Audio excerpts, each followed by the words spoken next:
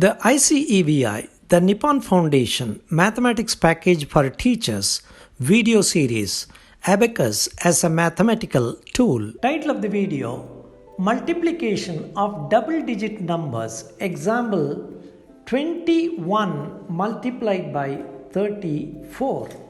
Let us take the multiplier 21 and multiply it with the multiplicand 34. Sometimes we feel that multiplication involving small numbers may be easy, though it is true the operation in abacus should be dealt with careful attention on the treatment of single-digit multiplied values. In this example, all the 4 multiplication operations involve only single-digit results, and let us see how it can be done.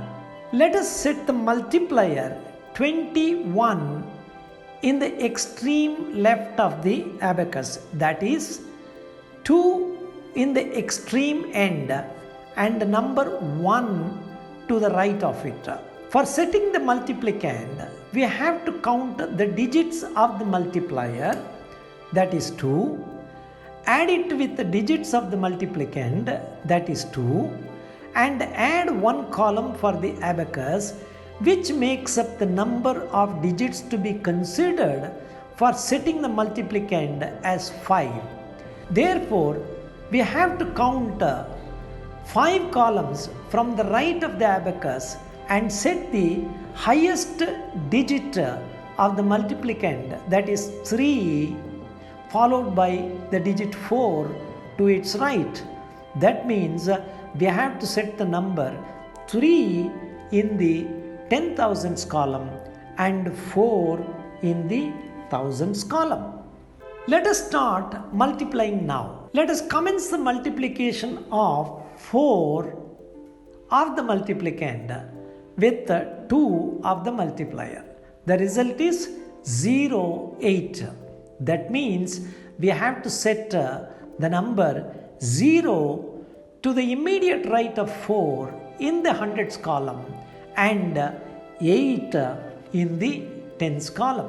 We have to remind the child that the next addition of number should start from the tens column where we have ended the last operation. Let us multiply 4 with 1 and the result is 4, which is 0, 4. Adding 0 in the tens column means simply keep the number already in that column and move on to the units column. We then set the number 4 in the units column. Now the multiplication of the digit 4 of the multiplicand with the multiplier 21 is over, and therefore we clear the number 4 from the abacus, which clears way for setting the results of the multiplication of number 3 with the multiplier 21. Let us multiply 3 of the multiplicand with 2 of the multiplier. The result is 0, 6. That means we have to set the number 0 in the immediate right of number 3 in the thousands column and 6 in the hundreds column. We have to remind the child that the next addition of number should start from the hundreds column where we have ended the last operation. Now let us multiply 3 with 1 and the result is 0, 3. Adding 0 in the hundreds column means simply keep the number already in that column and move on to the tens column. We have number 6 in the hundreds column, and addition of 0 with the 6 does not change the value, and therefore the value of hundreds column after addition of 0 is simply 6. We then have to add number 3 in the tens column with the already available 8.